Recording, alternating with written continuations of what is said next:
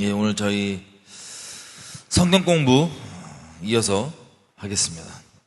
저희 저번 시간에 북이스라엘의 아합 왕과 남유다의 여호사밧이 같이 연합해서 쳐들어가는 거 기억나시죠? 길라 라못으로 쳐들어갔다가 분명히 미가야 선지자를 통하여서 이렇게 쳐들어가면 아합 왕 네가 죽을 것이다라는 예언을 듣고도 이들이 물러나지 않고 기어이 쳐들어가서 아합이 죽임당했던 그 내용을 우리가 봤습니다. 기억나시죠? 예. 그 내용 중에 오늘은 좀 여호사밧을 중심으로 이제 아합 중심으로 열왕기가 북이스라엘 기록이 좀 많잖아요, 그죠? 근데 역대기에 보면 남유다 왕들 중심으로 기록이 되어 있습니다. 저희가 지금 성경 공부를요, 계속 말씀드리지만 연대기식으로 하고 있어요. 그러니까 일어난 일 사건을 중심으로 쭉 이렇게 가고 있습니다. 그래서 북이스라엘 잠깐 홀드하고 남유다 쪽을 잠깐 진도를 북이스라엘과 따라잡아 보겠습니다. 자, 우리가 저번에 아합과 여호사밧이 쳐들어갔던 그 길라 라모 전쟁 관련해서 요세푸스 기록을 잠깐만 좀 볼게요. 여러분 말씀드리지만 요세푸스의 기록은 성경은 아닙니다, 그죠? 진리가 아니에요. 아시다시피 우리가 소위 세상에서 역사라고 인식하고 사실로 받아들이고 있는 이 역사들, 과거 역사들은요, 보통 예를 들어보면 그 역사책 사본이 한 100개만 안 돼도 60개, 40개, 뭐 100개 안 돼도 그냥 기정사실로 받아들입니다. 그 당시 때, 그 시대 때는 이랬구나 라는 것을. 근데 아시는 대로 성경은 몇 개나 있어요? 사본이 수만 개입니다. 수만 개. 한 40개, 60개 정도만 있어도 그냥 그렇게 사실로 받아들이고 전 세계가 그냥 그렇게 여깁니다. 옛날의 역사는 이랬다, 이때 역사는 이랬다. 근데 성경은 사본이 수만 개입니다. 수만 개. 자, 그런 차원에서 그냥 요세푸스의 역사 기록이 진리는 아니지만, 그래서 우리가 성경이 굳이 기록하고 있지 않은 부분을 참고할 수 있는 부분, 진리는 아니지만 이기 때문에 한번 몇 가지를 우리가 짚어볼게요. 지난 전쟁 관련해서 길라 라못으로 같이 연합해서 쳐들어갔던 전쟁. 여러분 거기에 그 선지자가 이름이 뭐였죠? 미가야였습니다. 400명 그 말고 400명이 예언한 내용 말고 반대로 하나님이 재앙을 내리실 거라고 예언했던 그 예언자의 이름이 미가야였는데요. 요세푸스 기록에 의하면 미가야 선지자가 어디서부터 나타나냐, 출동하냐? 우리 아람의 벤하닷이랑 전쟁을 한 거 기억나시죠? 아합이랑 전쟁했잖아요. 아합한테 보내갖고 너 다 내 종이다, 네 자식들, 네 아내 전부 다 내 거다 막 이래갖고 아합은 맞아 그렇게 하고 있다가 장로들한테 얘기했더니 장로들이 승질나갖고 싸우자 그래서 싸웠던 그 전쟁 기억나시죠?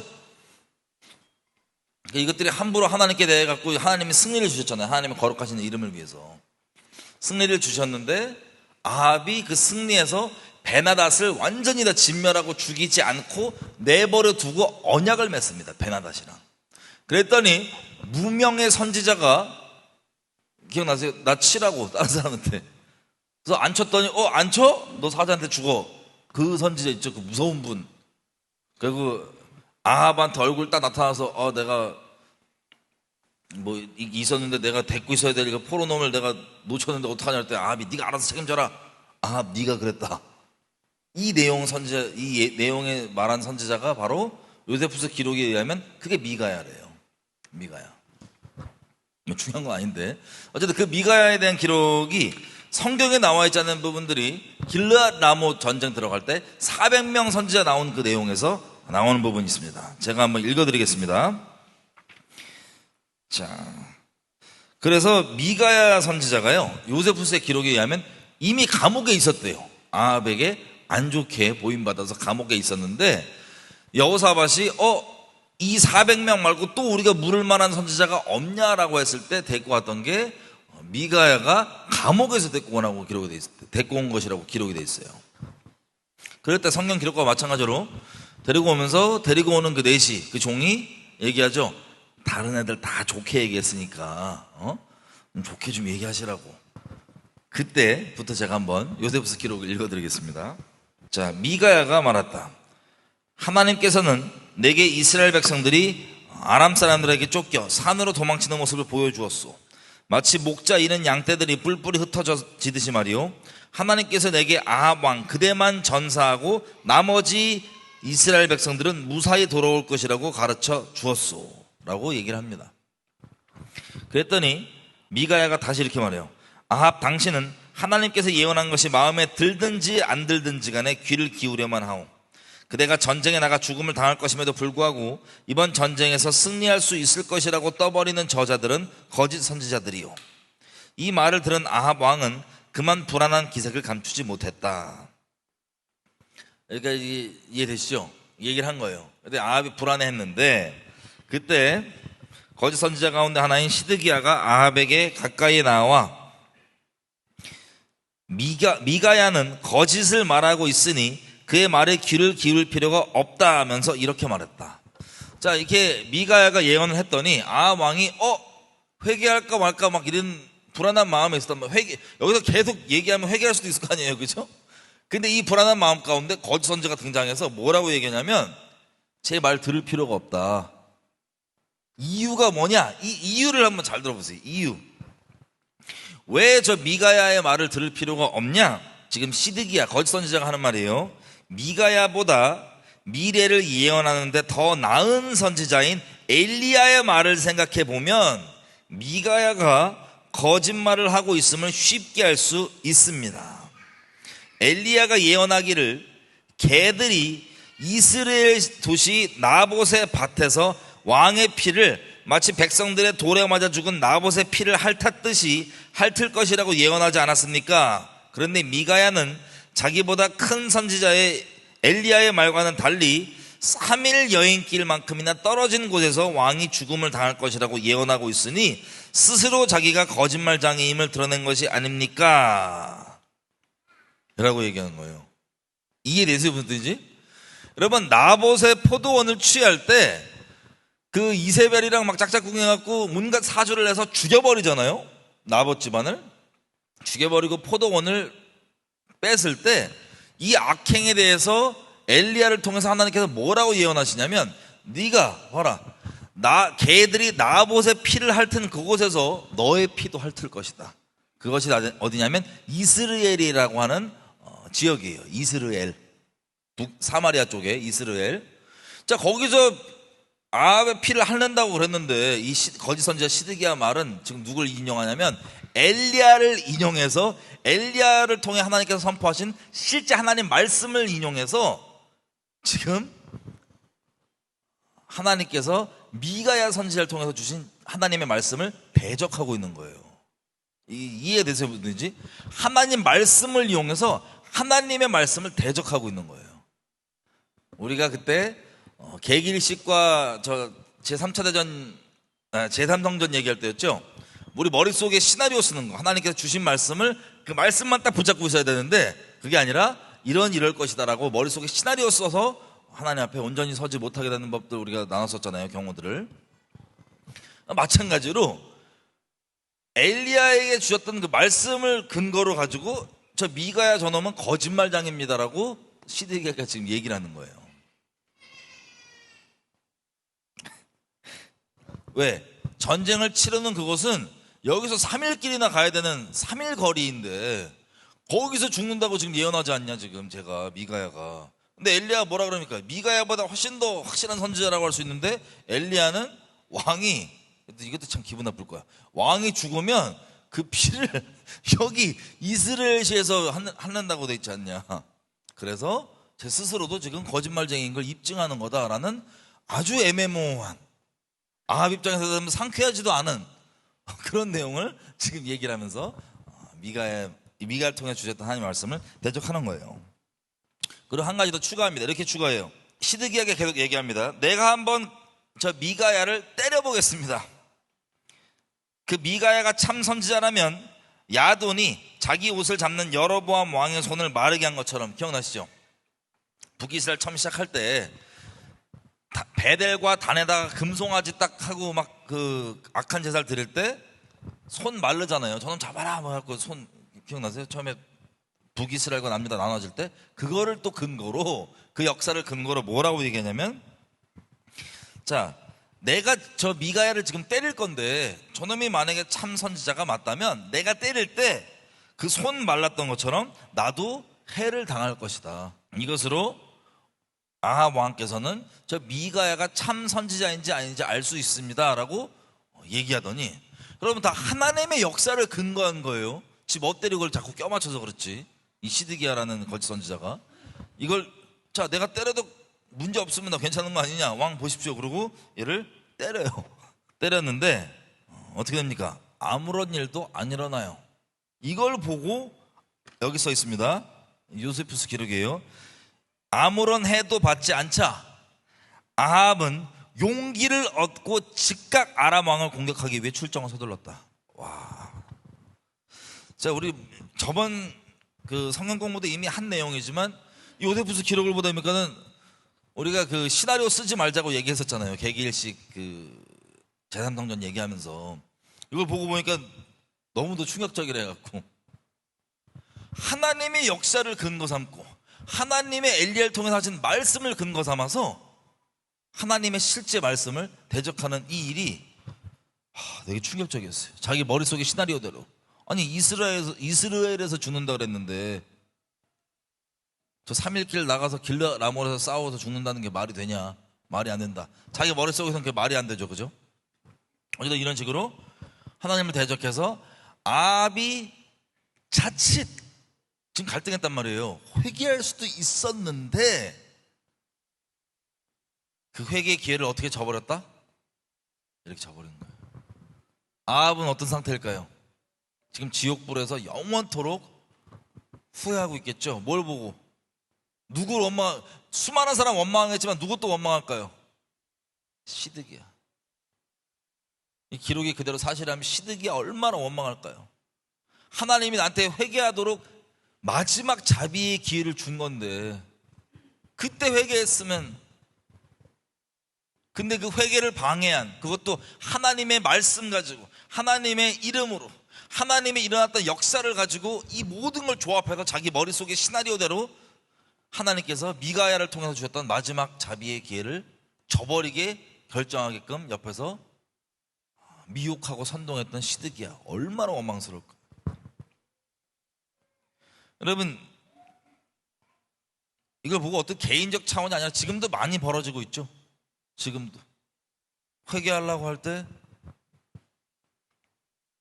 이런 어설픈 하나님에 관한 자기의 지식, 교리 등을 다 합리화하고 등등 해서 회개할 수 있는 영혼 앞에 회개를 회방하는 것도 전 너무 많이 봤습니다. 개인적으로 여지껏.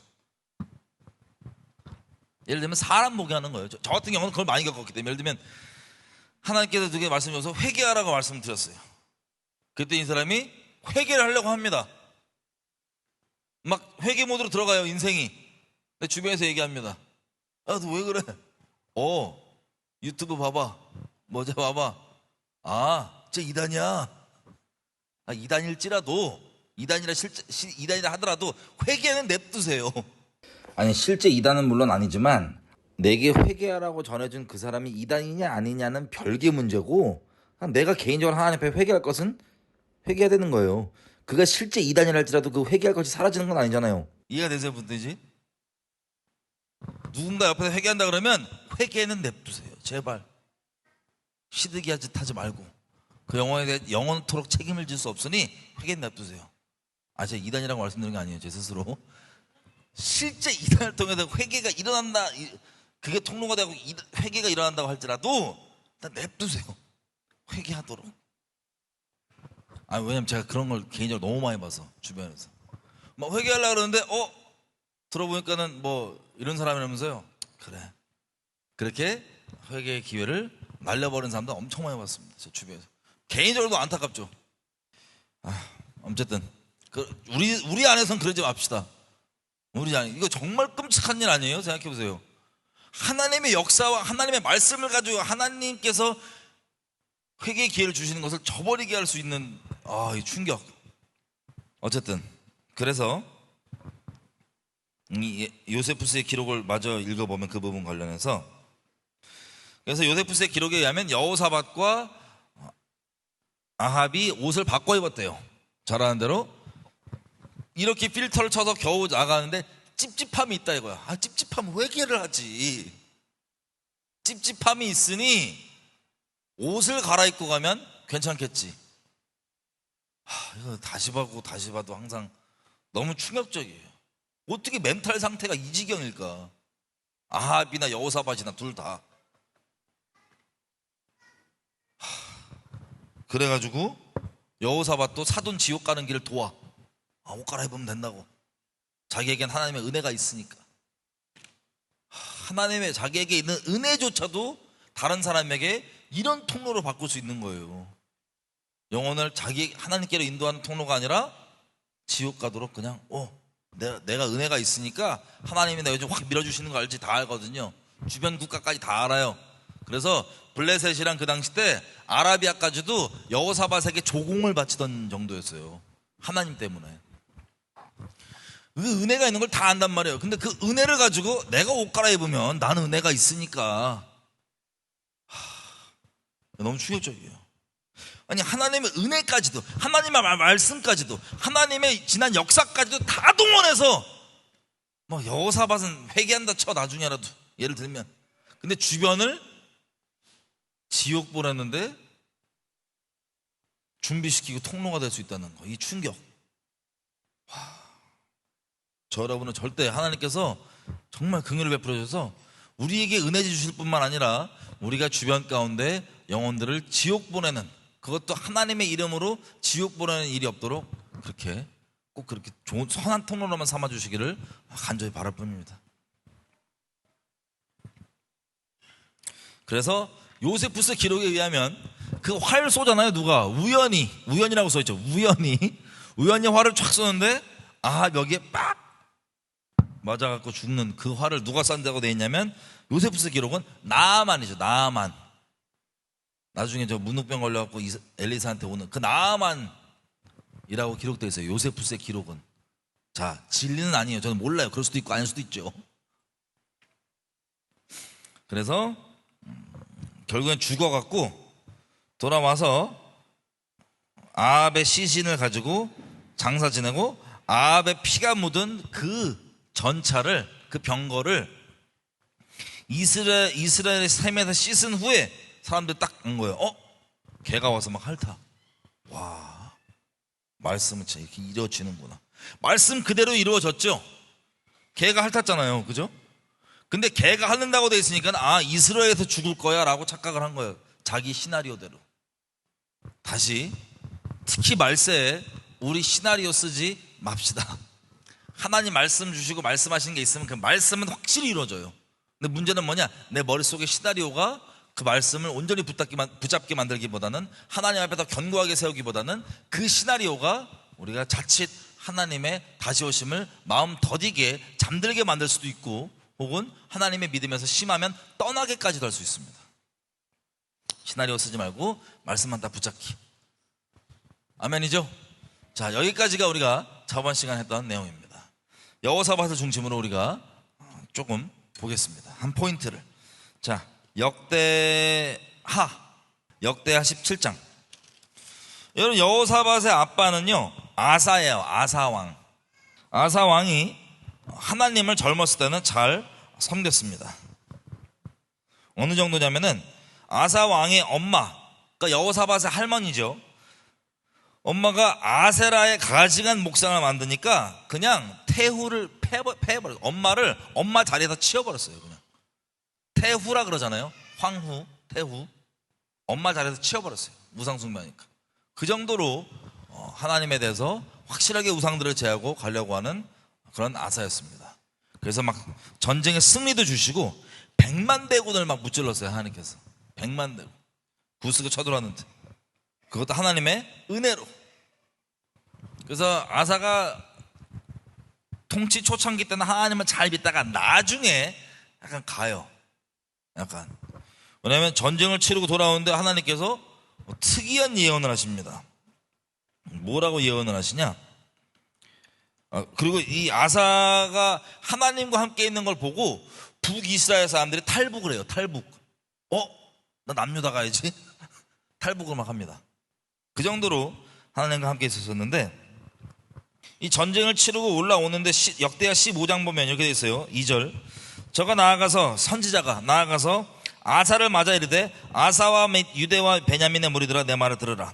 너희가 여호와와 함께하면 여호와께서 너희와 함께 하실지라. 너희가 만일 저를 찾으면 저희가 너희 만난 바 되시려니와 너희가 만약에 하나님을 버리면 하나님도 너희를 버리시리라. 자, 이 백만대군이죠. 백만대군은 물리치고 돌아오면서 승리하고 돌아올 때 선지자가 잘했다라고 얘기하는 게 아니라 뭐라고 얘기하냐면, 자, 니네가 만약에 하나님과 함께하면 하나님도 너희랑 함께할 거야. 너희가 만약에 하나님을 찾으면 하나님께 너희를 만나 주실 거야.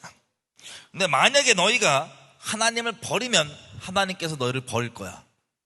와, 지금 어마어마한 은혜로 백만대군을 무찌르고 온 승리 앞에 물음표가 생기는 말씀입니다. 왜 그러냐? 하나님께서 그 중심을 보시고 말씀하신 바이기 때문에요.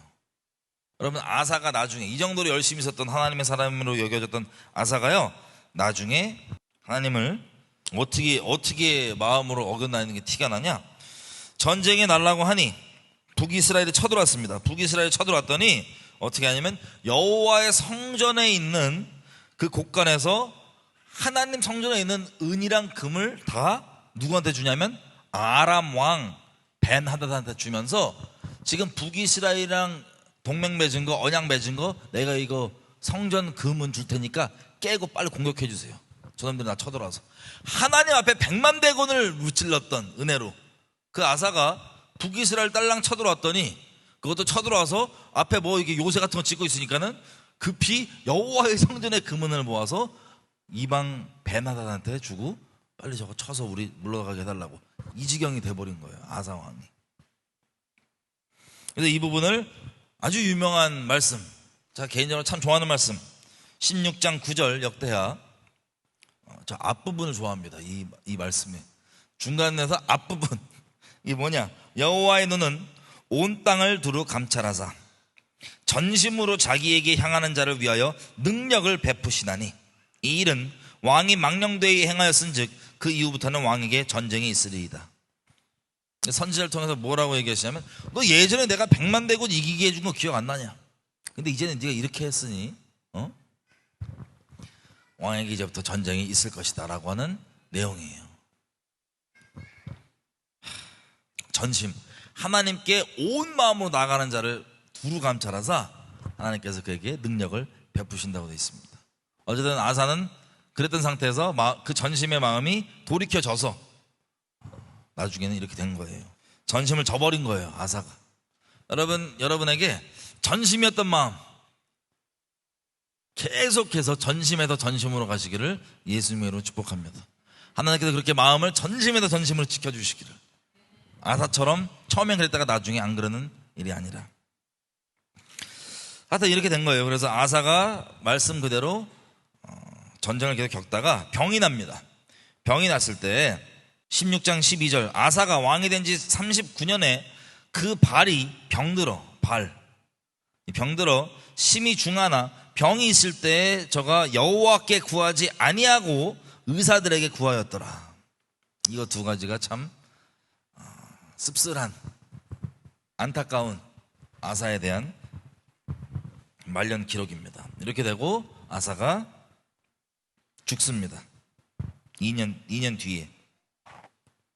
자, 이 아사를 이어서 누가 왕이 되냐면 여호사밧이 왕이 된 거예요. 여호사밧은 할아버지가 북이스라엘과 전쟁해갖고 북이스라엘 땅들을 막 뺏어왔단 말이에요. 베델도 그때 뺏어오고 그곳들에 아주 견고한 수비군들을 배치시킵니다, 여호사밧이. 그리고 우상들을 다 제하여 17장 6절, 저가 여호사밧이 전심으로 여호와의 도를 행하여 산당과 아세라 목상들도 유다에서 제하였더라. 그리고 열왕기 상 22장 끝에 부분에 보면 또 뭐라고 되어 있냐면, 그 땅에서 여호사밧이 남색하는 자들을 제하였더라. 남색이 뭐예요? 동성욕 하는 애들이죠. 남자 남색 이렇게 우상숭배 애들을 쫙 제한 거예요. 여호사밧이 하나님께 전심이었습니다. 하나님께서 5절 그러므로 여호와께서 그 나라를 그 손에서 견고하게 하심에 유다 무리가 여호사밧에게 예물을 드렸으므로 저가 부귀와 영광이 극하였더라. 그리고 7절부터 내용이 뭐냐면 막 지도자들을 세워가지고 온 나라를 두루 다니면서 하나님의 말씀을 가르치는 팀을 만들어서 막 하나님의 말씀을 가르쳐요. 좋은 거예요, 안 좋은 거예요? 참 좋죠. 하나님의 말씀은 이런 뜻이다, 이런 것이다라고 막 두루두루 가르치게 팀을 만들어서 여호사밧이 그 나라에서 돌렸습니다. 그랬더니 10절 여호와께서 유다 사면 열방에 여러 나라들의 두려움을 주사 여호사밧과 싸우지 못하게 하심에 블레셋 중에서는 여호사밧에게 예물을 드리며 은으로 공을 바쳤고 아라비아 사람들도 짐승떼 곧 수양 7,700과 수염소 7,700을 드렸더라. 그리고 군대는 한 88만 군대가 있었습니다. 여호사밧에게. 자, 이랬던 여호사밧이 18장 1절 우리가 아까 봤던 저번까지 봤던 길르앗 라못의 그 전쟁이 어떻게 시작되는지가 기록되어 있습니다. 18장 1절 잘 보세요. 지금 여호사밧 상태가 어때요? 아주 좋습니다. 아주 좋아요. 18장 1절 여호사밧이 부귀와 영광이 극하였고 아합으로 더불어 연혼하였더라. 아합으로 더불어 연혼하였더라. 자, 이게 지금 길르앗 라못으로 전쟁 쳐들어가는 그 기록의 역대하 18장의 시작을 이렇게 시작해요. 여러분 연혼이 개역 한글은 연혼이라고 돼 있어요. 여러분 성경에는 뭐라고 돼 있습니까? 아합과 뭐 했다고 돼 있어요? 혼인. 예. 아합 집안과, 그죠? 이게 무슨 뜻이냐면 여호사밧이 자기 아들 여호람을 누구랑 혼인시키냐면 북이스라엘 아합 집안의 딸내미 아달랴라고 하는 여자애랑 혼인을 시켰어요. 동맹을 그렇게 맺습니다. 여러분 옛날 시대 때 보면은 결혼으로 동맹을 많이 맺거든요. 그렇게 북이스라엘과의 이 다툼이 선조들은 다 있었어요. 자기 아버지 할아버지 다 선조들이 있었어요. 근데 또 열왕기상에 보면은 기록이 여호사밧의 그 평가가 나올 때 뭐라고 되냐면 북이스라엘과 평화하였더라 이렇게 기록되어 있어요. 여호사밧이 평화, 우리 좋아하는 평화. 근데 그 방법 중에 하나가 뭐냐면 여러 가지 방법이 있지만 여기 딱 보면 결혼으로 동맹 맺은 거예요. 그 아합 집안의 딸내미를 며느리로 맞았습니다. 여러분 아합 집안의 딸내미, 아합 와이프의 이름 기억나세요? 이세벨. 말만 들어도 두려운 이세벨. 그 모든 그 이름의 출처가 우리 이 아합 와이프예요. 그 와이프의 아빠 이름 기억나세요? 엣발. 이름 자체가 바알이야 그냥. 엣발의 딸내미 이세벨. 그래서 이세벨이 데리고 와서 우리 나봇의 포도원만 해도 누가 옆에서 이걸 사주를 내요? 그냥 아합은 욕심 때문에 내가 저 포도원 못 가져가. 너무 괴롭네. 너무 갖고 싶다 이러는데 옆에서 이세벨이 가고 싶다. 기다려봐. 그랬더니 수작을 다 부려갖고 그 끔찍한 짓 다 세팅한 거예요. 자, 이런 식으로 이게 잘못하면 부부싸움 할 것 같은데 배우자를 잘 만나야 됩니다. 서로 복되시죠? 하나님께 감사가 나오시죠? 네.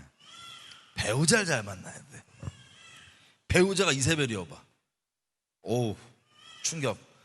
그것 때문에 지금 너 개들이 네 피를 핥는다고. 그리고 그 끔찍한 설. 물론 아무리 이세벨이 그렇게 했었어도 그거에 승인하고 마지못해 끌려가는 척 동의한 자는 누구예요? 아합이에요. 똑같은 죄예요. 하지만 어쨌든 그 정도의 그 사악한 짱돌을 못 끌었나 보죠. 아합은 무식해서.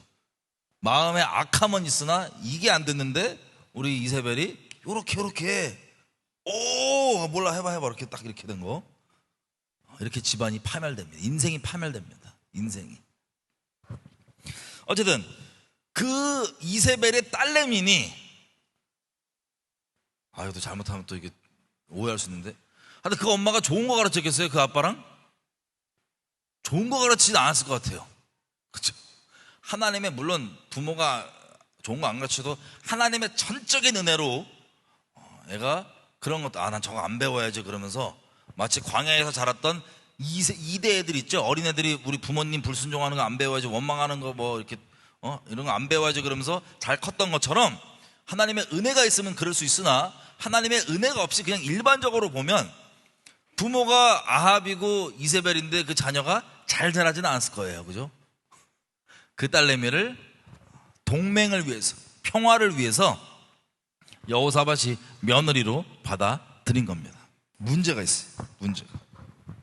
자, 먼저 일단 여호사밧의 그 인생을 마저 정리를 해보면 18장 끝에 부분에 보면 역대하 18장 31절, 지금 길르앗 라못에서 아합과 같이 싸우고 있는 연합전쟁이에요.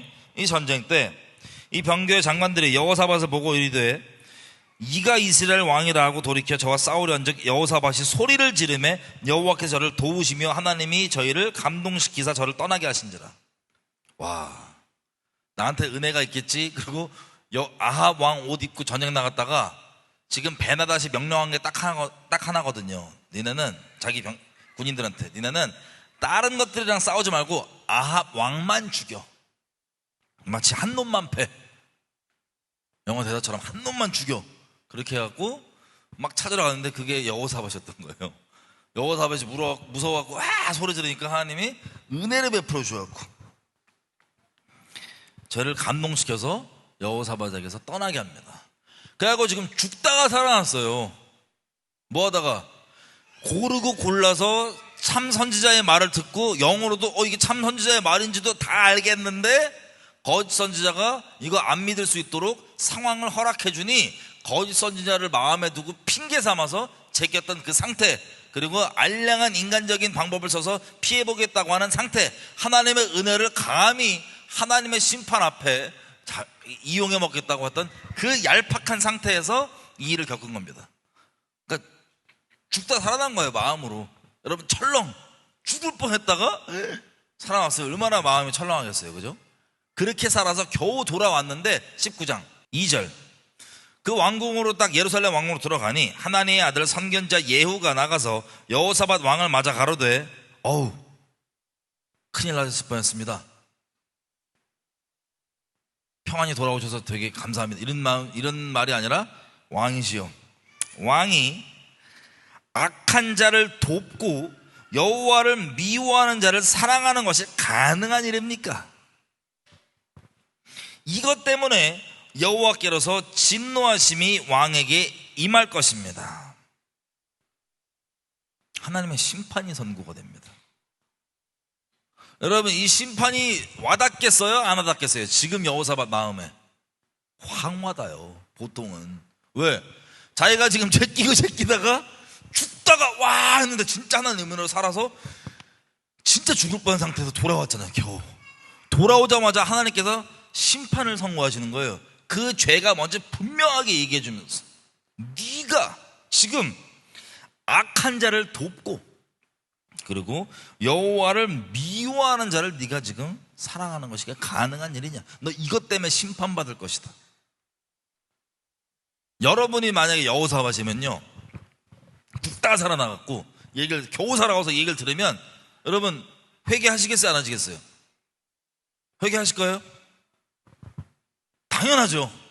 그죠? 근데 그 회개의 열매는 뭐가 회개의 열매일까요? 여호사밧에게 지금 뭐가 문제예요? 악한 자를 돕고, 여기서 말한 악한 자가 누구예요? 아합. 악한 자를 돕고 여호와를 미워하는 자 누구예요? 아합 집안 전체가 다 미워하잖아요. 이세벨 집안인데 이 집안을 사랑하는 것이 가능한 일입니까? 이 집안 사람 중에, 이 아합 집안 사람 중에 여호사밧의 집안에 들어와 있는 여자는 또 누구예요? 아달랴, 며느리. 그러면 이걸 진짜 회개하면 어떤 열매를 맺을 수 있을까요? 여러분 상상해 보세요. 아합은 이미 죽었어. 그러니까 그래 그것 때문에 힘들었구나. 아합은 이미 죽었으니 어쩔 수 없지 뭐. 아유 회개, 마음으로 회개합니다. 열매는 모르겠네. 이미 아합 죽었으니까 뭐 어떻게 이렇게 될까요? 어떤 열매가 맺어져야 될까? 여러분 상상해 보십시오. 회개에는 보통 열매가 따라와요. 진짜 회개가 있었으면. 악한 자를 덮고 여호와를 미워하는 자를 사랑하는 것, 이것 때문에 심판이 임한다고 합니다. 나중에 정리해 볼게요. 자, 그래서 4절부터 11절까지 이 내용이 뭐냐? 여호사밧이 두루 다니면서 재판관들 있죠. 판사들, 대법관들, 판사들, 이 사람들한테 니네 함부로 그렇게 재판을 막 하면 안 되고 오직 공의를 따라서 하나님께서 나와 함께 하시기 때문에 하나님의 뜻을 따라서 공정하게 정의롭게 판결을 해야 된다라고 얘기를 해요. 이거 좋은 거예요, 나쁜 거예요? 아주 좋은 거예요. 그죠? 여러분, 이 일이 지금 기록에 의하면 아까 책망받은 직후에 벌어져요. 여러분, 이게 회개의 열매예요? 잘 들으세요. 이 자체는 나쁜 일이 아니에요. 좋은 일이에요. 근데 하나님 보시기에 아무리 좋고 괜찮은 일, 하나님과 사람 보기에 칭찬받을 만한 이런 좋은 일조차도 하나님께서 딱 우리에게 요구하시는 회개의 열매가 아닐 수는 있습니다. 사람이요, 요 회개 안 하고 정말 회개해야 될 걸 딱 회개하면 되는데 그거 안 하고 요게 만약에 어려우면 요거를 안 하기 위해서 다른 선행들로 퉁치려고 그래요. 이 선행 자체가 나쁜 건 아니겠지만 객관적으로 이게 회개의 열매는 아닙니다. 회개랑 별개일 수 있어요. 하나님께서 우리에게 회개하라고 하는 건 딱 그거로 회개하면 돼요. 다른 선행을 하지 말라는 게 아니에요. 다 좋은데 요게 빠지면 아무 의미가 없는 거예요. 그걸 회개해야 돼. 근데 보니까 그건 냅두고 그냥 선행, 좋은 거예요, 선행.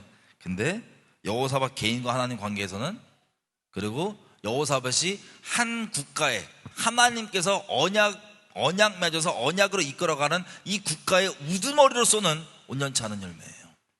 합당치 않은 열매. 자, 그래서 하나님의 심판이 20장에 벌어집니다. 무슨 일이 벌어지냐? 모압 자손과 암몬 자손이 쳐들어 오는 거예요. 여호사밧을 치러. 그랬더니 여호사밧이 두려워하여, 이거 지금 뭔지 알죠? 여호사밧은 하나님의 말씀하신 심판이에요. 심판. 그 심판이 벌어집니다. 그랬더니 하나님 앞에 온 백성도 다 불러서 금식을 선포하고 간구하는 거예요. 이때 간구와서 얘기하는 내용이 이렇습니다. 7절, 19장 7절. 지금 여호사밧의 기도예요. 우리 하나님이시여, 예전에 이 땅 거민을 주의 백성 이스라엘 앞에서 쫓아내시고 그 땅으로 주의 친구 아브라함의 자손에게 영영히 주시지 아니하셨나이까? 언약을 딱 붙였습니다. 우리가 봤던 거 언약 있죠? 하나님은 언약으로 그렇게 하신 거 아닙니까? 언약을 딱 붙잡고, 그리고 8절 9절 보면 솔로몬에게 얘기했던, 솔로몬과 성전 지었을 때 하나님과 그 기도하면서 얘기했던 내용 있죠. 그 내용을 얘기합니다. 저들이 이 땅에 거하여 주의 이름을 위하여 한 성전을 건축하고 이르기를, 만일 재앙이나 난리나 견책이나 온역이나 기근이 우리에게 임하면 주의 이름이 이 성전에 있으니 우리가 이 성전 앞과 주의 앞에서 이 환난 가운데서 주께 부르짖은즉 들으시고 구원하시리라 하였나이다. 하나님께서 언약 맺은 내용들을 탁탁 짚으면서 얘기해요. 여호사밧이 언약을 안다는 소리예요, 모른다는 소리예요? 안다는 소리예요. 언약. 기도할 때 포인트가 뭔지 알아요? 언약으로 돌아와야 되는 거거든요. 언약을 딱딱 하나님께 상기시켜드리면서, 자기 심판인데 상기시켜드리면서 이렇게 말씀하지 않습니까? 그러지 않으셨습니까? 그리고 10절부터 역사도 잘 알아요. 이스라엘 백성이 애굽 땅에서 나올 때 암몬 자손과 모압 자손과 세일산 사람을 하나님께서 건들지 말라고 하셨기 때문에 저들이 지금 살아있는 거 아닙니까? 이스라엘을 막 쳐들어가 죽이려고 그러니까 하나님이 건들지 말라고 그러잖아요. 출애굽 광야에서. 그래서 저들이 살아있는 건데, 이들이 11절, 이제 저희가 우리에게 갚는 것을 보십시오. 저희가 와서 주께서 우리에게 주신 주의 기업에서 우리를 내쫓고자 하나이다. 역사를 잘 알아요. 하나님께서 살려주라고 해서 저 민족 살려줬더니 저것들이 우리 지금 치러 오는데 하나님께서 약속으로 주신 우리 땅 뺏으러 온대요. 물론 이렇게 안 했지만 내용상 금식하면서 이 내용을 이제 막 몰라, 전 내용 보기에 약간 약삽해. 아니 맞는 말인데 그냥 하나님의 심판인데 하나님 언약들 계속 들은 하나님 쟤네가 뺏으러 오는데 우리가 하나님 살려주라고 살려줬더니 저놈들이 우리 뺏으러 오는데 하나님 준 거 이거 이렇게 한 거예요. 너무 비하하는 내가 여호사밧을. 어쨌든 그리고 막판에 하나님 우리를 징벌하시는데 우리가 할 수 있는 게 없다고, 우리 어떡하냐고, 아무것도 못한다고. 88만 대군 가진 우리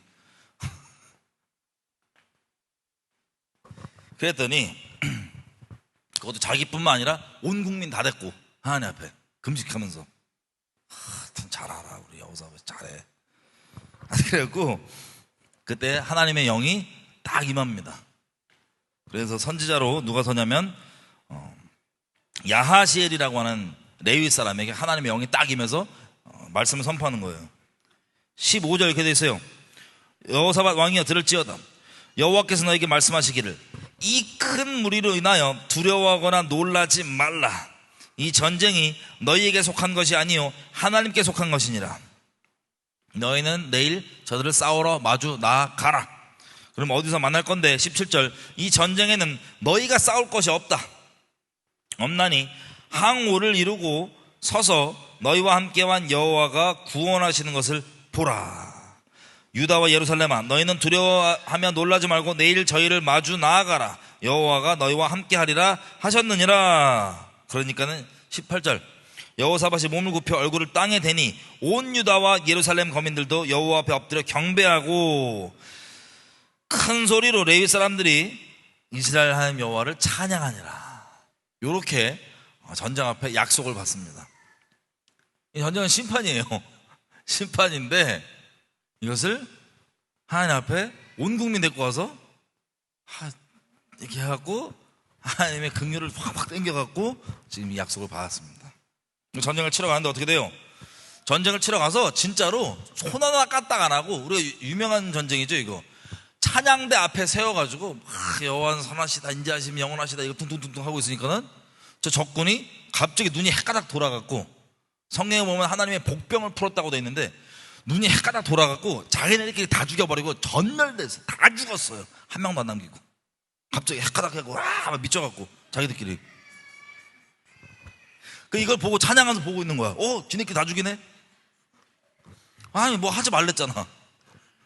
이 소식을 듣고 주변 나라들이 다 쫄아요. 어떻게 저런 일이 있냐. 진짜 여호와가 쟤네 도와준다. 우리 개기면 안 되겠다. 그래갖고 확 쫄아요. 그래서 그 얻은 그 전리품이요 3일 동안 옮겨 날라야 될 정도의 어마어마한 전리품을 얻어갖고 옵니다. 이 엄청난 승리 좋은 거죠? 좋은 거죠? 하나님의 큰 은혜죠? 미리 결론부터 말씀드리면 이 큰 은혜 너무 감사한데, 이 큰 은혜 중에서도 정말 하나님께서 내가 원하는 대로 있지 않으면 이 큰 은혜 중에서도 내가 주변 사람에게 혹은 내 자식 세대들에게 하나님의 선한 것을 흘려보내는 게 아니라 악독함을 흘려보낼 수 있습니다. 내가 악독함의 통로가 될 수 있습니다. 그게 참 두렵고 떨리는 거예요. 어쨌든 여기서 나오는 유명한 말씀 뭐 있습니까? 20장 20절 여호사밧이 하는 말. 전쟁 치러 가는데 솔직히 우리가 결론을 지금 전쟁의 결론을 말씀드려서 그렇지, 전쟁 치러 갈 때 겁나는 마음이 있을까요 없을까요? 사람인데 당연히 있을 수 있어요. 전쟁 치르는데 누구는 죽겠지 이런 마음들, 그죠? 근데 지금 말씀은 떨어지기를 니네 싸울 거 없다. 믿음과 믿지 않는 거 중간에 막 불안불안한 마음으로 믿음 안 지키면은 막 불안할 수 있잖아요, 그죠? 그런 상태에 갔으니 우리의 유명한 말씀, 여호사밧의 말씀 이렇게 얘기해요. 유다와 예루살렘 거민들아 내 말을 들을지어다. 전쟁 앞에 지금 서서 딱 너희는 너희 하나님 여호와를 신뢰하라. 그리하면 견고히 서리라. 그 선지자를 신뢰하라. 그리하면 형통하리라. 그러니까 믿으라 이거예요. 백성들이 이렇게 있으니까 하나님을 신뢰하라. 그럼 견고히 서고, 누구를 신뢰하라? 하나님의 선지자를 신뢰하라. 그럼 형통하리라. 왜? 자기가 지금 얼마 전에 하나님의 선지자 미가야가 했던 말 제꼈다가 뭘 겪고 왔어요? 죽다 살아났다니까. 신뢰하라고. 하나님 선지자. 이 경험에서 우러나오는 아주 그 엑기스 있는 말일 거예요. 그 액센트가 여호사밧 액센트. 죽다 살아났으니까.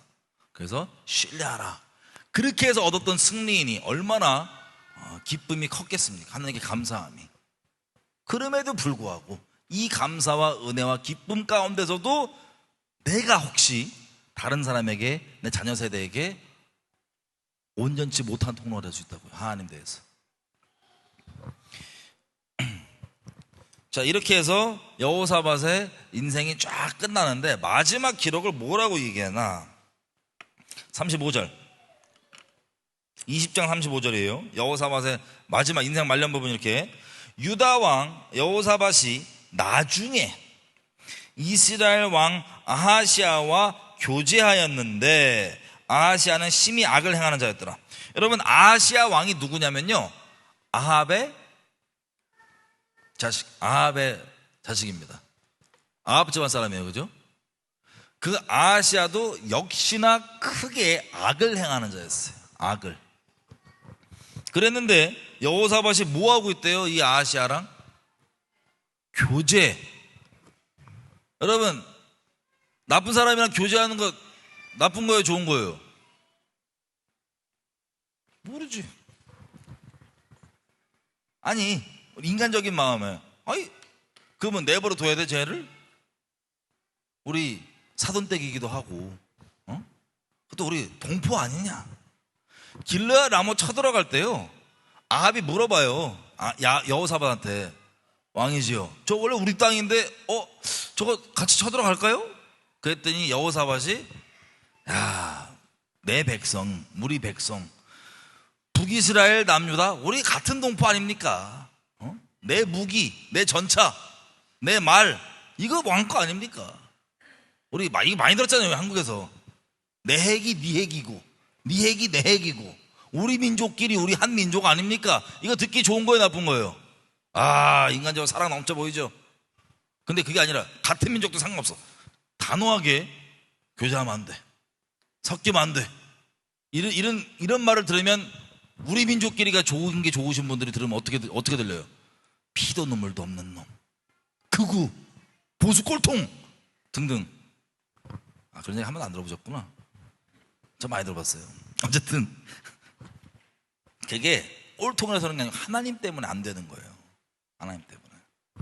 근데 지금 이 사돈댁과 교제하는 게 문제가 돼요, 안 돼요? 여러분, 인간적으로 들을 때 사돈댁인데 인간적으로 문제가 안 되죠, 그죠? 근데 여기 보면 교제하고 있는데 악을 행했대. 오케이. 근데 다음 절 볼게요. 36절.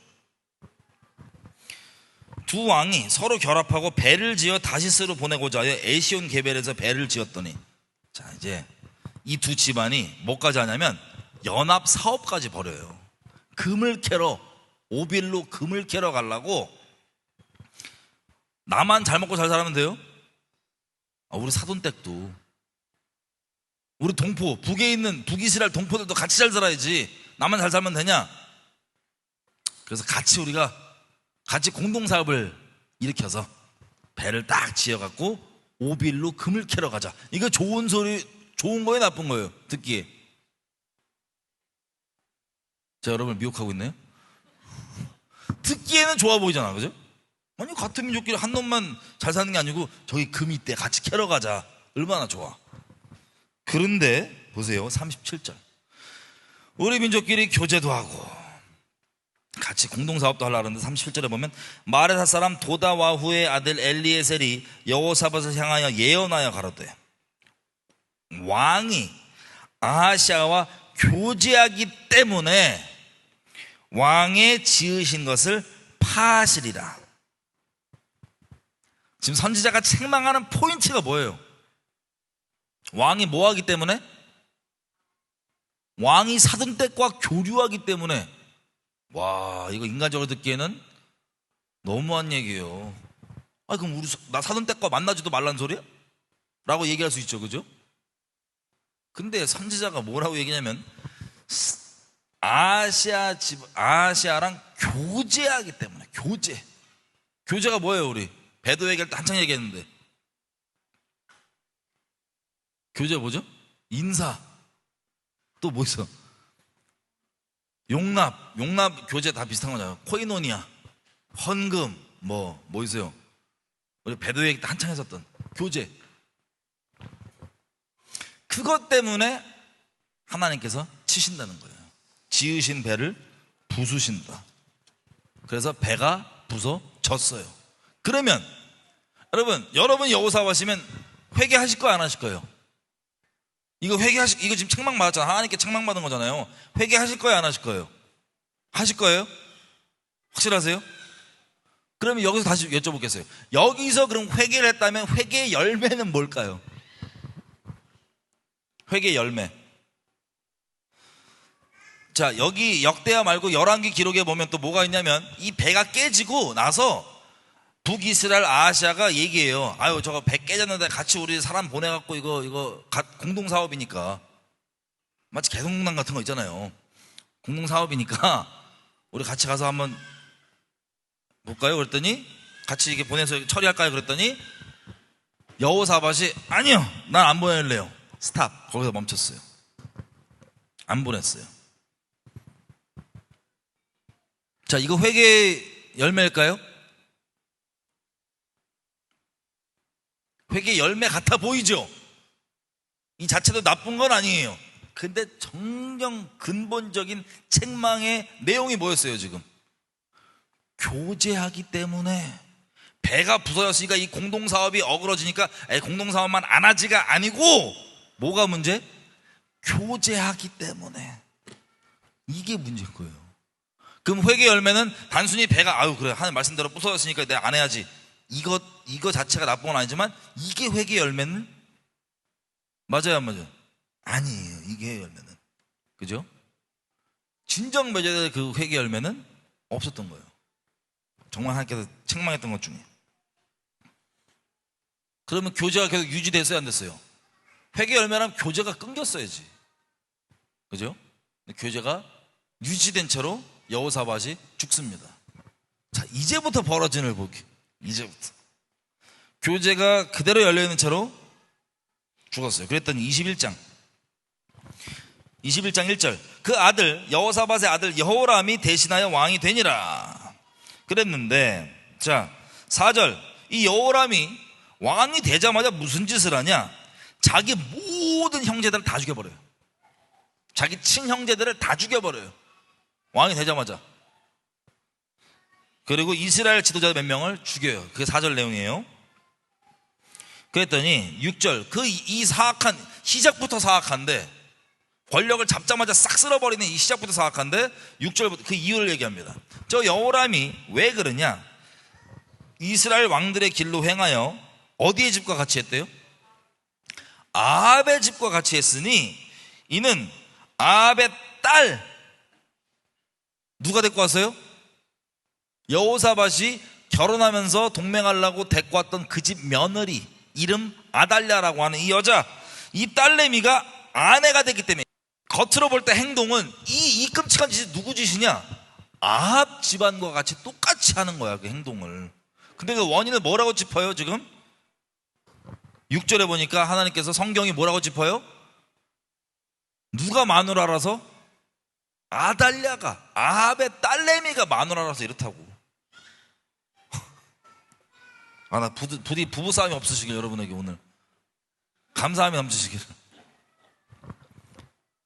그래서 여호와 보시기에 악을 행하였다. 근데 하나님께서 다윗에게 하신 약속을 기억해서 진멸하지는 않았다. 이런 내용이 쭉 갑니다. 그러다가 막 배반을 해요. 10절 보십시오. 10절, 에돔이 배반을 해서 유다 수알에서 벗어났는데, 이 이유를 10절의 끝에 부분에 여호람이 그 조상의 하나님 여호와를 버렸습니다. 그러니까 여호사밧이 이렇게 있어갖고 주변 국가들이 쫄아갖고 조공들이는 그런 주종강제 상태로 들어갔단 말이에요. 근데 그 중에서 첫째로 누가? 에돔이 독립. 야, 나 저것들한테 우리가 조공 왜 바쳐 이제. 이 이유가 뭐예요? 여호람이 하나님을 버렸기 때문이라고 돼 있어요. 그 다음에 16절, 여호와께서 블레셋 사람과 아라비아 사람의 마음을 격동시키사. 여러분, 블레셋과 아라비아 사람 기억나세요? 여호사밧 때 어떤 관계였어요? 하나님이 은혜를 베푸셔서 블레셋과 아라비아 사람들이 조공 바치던 관계였어요. 조공. 그랬더니 벗어났는데, 벗어난 수준이 에돔도 이유는 똑같아요. 여호람이 하나님을 버려서. 에돔, 블레셋, 아라비아 다 조공 관계에서 벗어났는데, 에돔은 먼저 벗어났고, 에돔이 벗어난 다음에 하나님께서 엘리야를 통해서 책망을 하세요. 죄를 회개하라고. 그 다음에 기록된 게 뭐냐면, 에돔 이후에 조공 밑에 조공 관계였던 블레셋과 아라비아가 쳐들어오는데, 이들이 쳐들어올 때는 에돔과 다르게 이들이 쳐들어올 때 무슨 일이 벌어졌냐? 심판으로 여호람의 아들이 싹 다 죽었어요. 그들한테 조공 들이던 관계였다가 하나님이 통로 삼아주는, 예를 들면 우리 뭐 개인적으로 따지면 재정적 통로 삼아주는 관계였다가 갑자기 확 바꿔서 칼을 찌르는데 자식들 다 죽여버려요. 한 명 빼고, 막내 한 명 빼고. 아하시야. 17절, 그 무리가 올라와서 유다를 침노하고 왕궁의 모든 재물과 그 아들들과 아내들을 탈취하였으므로 말제 아들 여호아스 외에는 한 아들도 남지 아니하였더라. 이 여호아스의 다른 이름이 아하시아입니다. 자, 그러면 대체 뭐를 회개 안 했냐? 여호람이 계속 뭐가 문제였냐? 13절, 지금 이 13절 내용은 엘리야가 쓴 편지예요. 여호람한테 회개하라고 하나님이 시켜갖고. 13절, 네가 오직 이스라엘 열 왕의 길로 행하여. 이스라엘이 뭐예요? 북이스라엘 얘기하는 거죠 지금. 이스라엘의 그 옛적 조상들 길로 행하여 유다와 예루살렘 거민으로 음란하듯 우상을 섬기게 하기를 누구의 집과 같이? 아합의 집과 같이 하며 또 너희 아버지 집에서 너보다 선한 아우들을 죽였으니. 그리고 이거에 대한 최종 심판의 결론은, 나라가 전쟁으로 침을 당하는 것도 침을 당하는 거지만 너 개인적으로 창자 튀어나와 죽어. 이렇게 해서 창자, 몰라, 치질인지 극심한 치질인지 하여튼 그것 때문에 죽는데요. 창자가 튀어나와서. 그래서 그 다음 벌어진 게 블레셋과 아라비아 쳐들어와서 자식들 다 죽여버리는 거예요. 한 명 빼고. 그래서 창자가 튀어나왔고요, 2년 동안 고생하다가 죽어요. 창자가 나와서 죽어요. 극심한 체질로 추정됩니다, 제가 개인적으로. 그래서 20절 기록이 이렇게 됐어요. 여호람이 32세에 즉위하고 예루살렘에서 8년을 다스리다가 아끼는 자 없이 세상을 떠났으며. 무슨 뜻이냐? 단 한 명도 여호람 죽는 거에 대해서 슬퍼하지 않았다는 소리예요. 이걸 되게 좋게 표현한 거고, 다르게 표현하면 저 인간 저 진작에 뒤졌어야지, 저거 잘 죽었다. 여호람, 이게 누구 아들이에요? 하나님의 그 큰 은혜를 받았다고 하는 여호사밧의 아들입니다. 여러분, 부모에게 하나님의 큰 은혜가 있다고 해서 자식에게 무조건 가진 않아요. 개개인입니다. 물론 하나님께서 우상 숭배하는 집안보다는 더 큰 천대까지 축복해 주는 기회가 있지만, 자비의 기회가, 최종 선택은 개인이 하는 거예요. 부모가 하나님 앞에 큰 은혜가 있다고 해서 자식이 반드시 하나님을 잘 따르려는 법은 없습니다. 부디 잘 따르길 바라지만. 근데 그 중에서 어떤 부분들이 그 틈이 될 수 있냐? 오늘 우리가 확인해 볼 거예요. 여호사밧이 뭘 남겼는지. 그렇게 해서 여호람이 죽었어요. 여호사밧의 아들인데. 22장. 그래서 그 막내 아들 아하시아 있죠? 왕이 되는데 22장 2절. 아하시아가 왕이 될 때에 나이 42세라. 예루살렘에서 1년을 치리하니라. 그 모친의 이름은 아달랴라. 오므리의 손녀더라. 자, 이제 실명 등장합니다. 이 여자 누가 데리고 왔다고요? 여호사밧이. 어디에? 왕궁에.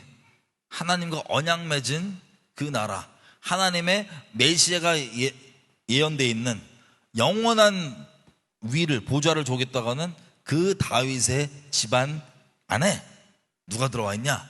아달랴가 들어와 있어요. 누가? 여호사밧이 넣어서 들어와 있는데, 자 3절 아하시아의 상태에 대해서 뭐라고 얘기하냐? 이 왕에 대해서 아하시아도 아합의 집 길로 행하였으니 이는 그 모친이 꾀어 악을 행하게 하였음이니라.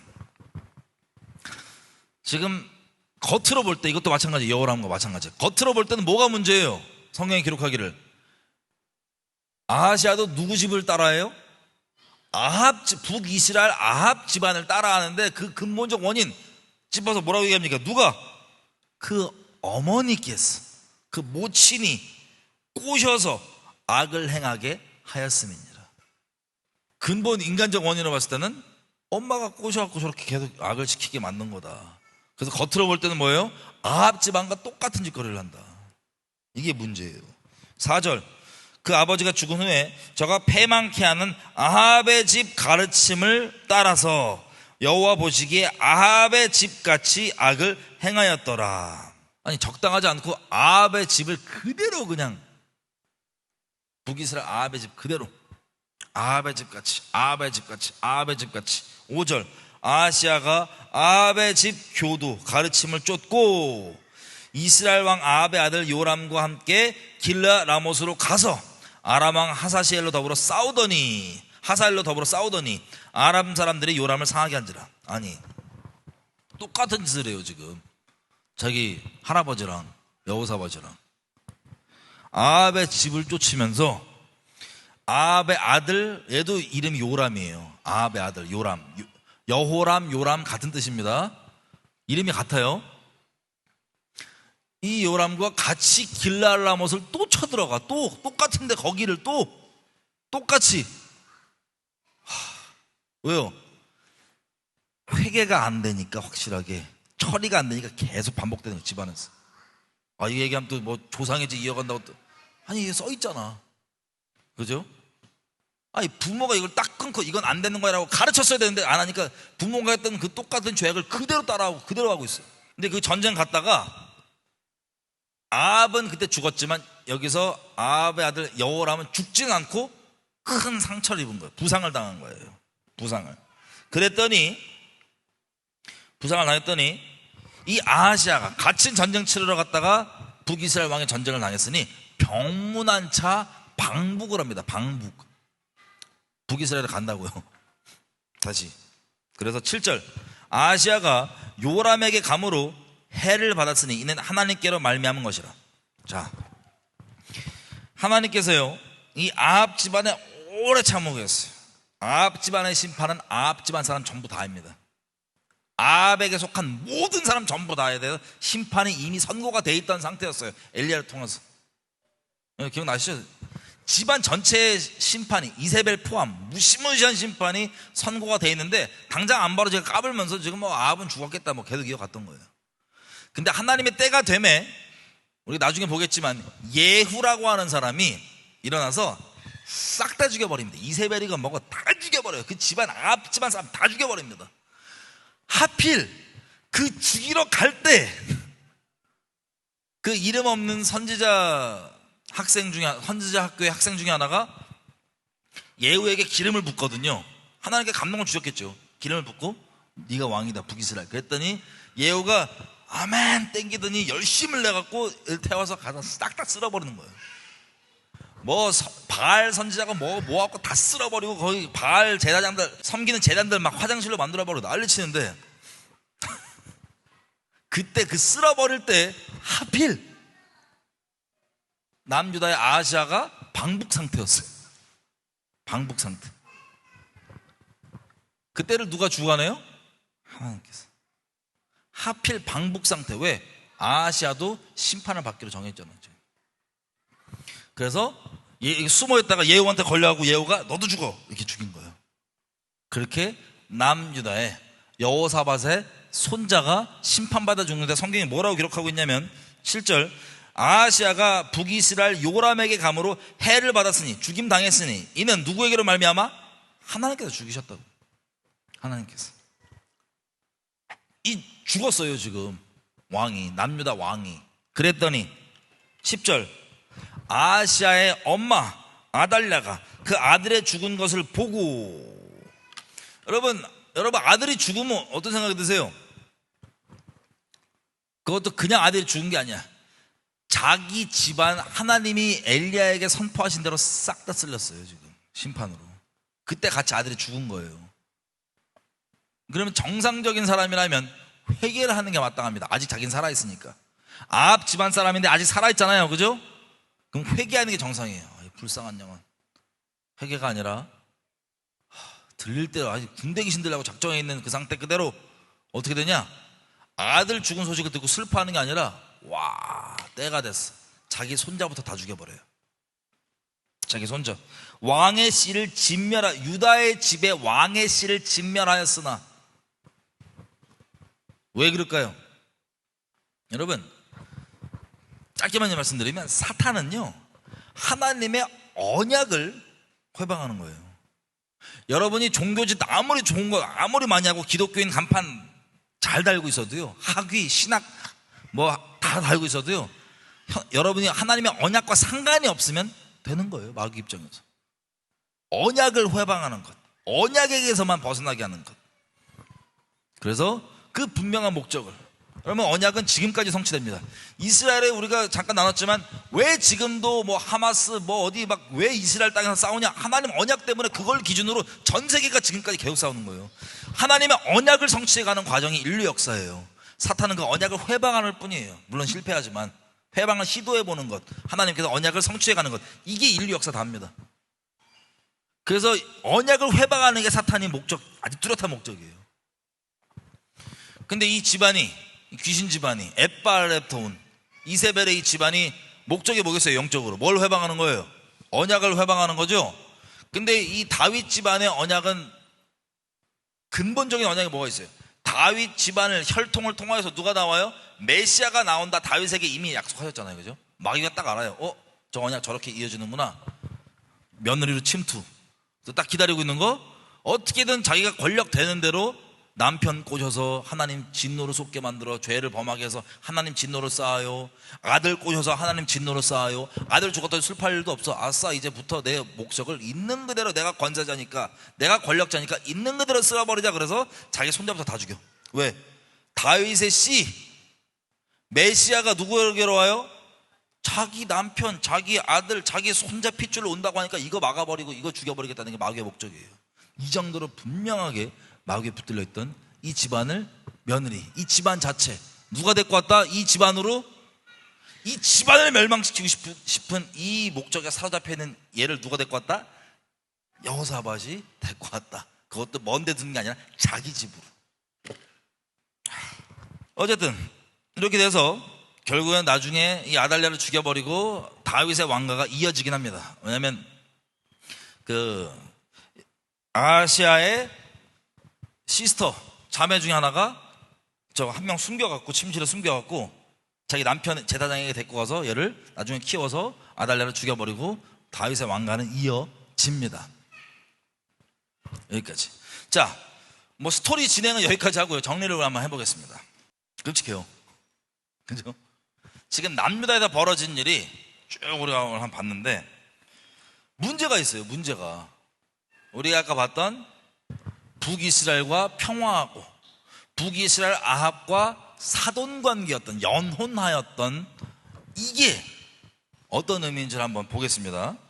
출애굽기 34장 11절 하나님께서 이렇게 얘기하시는 거예요. 이스라엘 백성한테, 너는 내가 오늘 너에게 명하는 것을 삼가 지켜서 보라.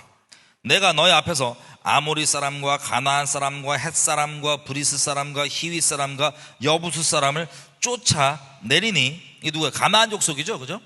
가나안 족속들을 쫓아내리니 12절 하나님께 명하신 바가 이거예요. 너는 스스로 삼가서 네가 들어가는 땅의 거민과 뭐를 세우지 말라? 언약을 세우지 말아라. 왜?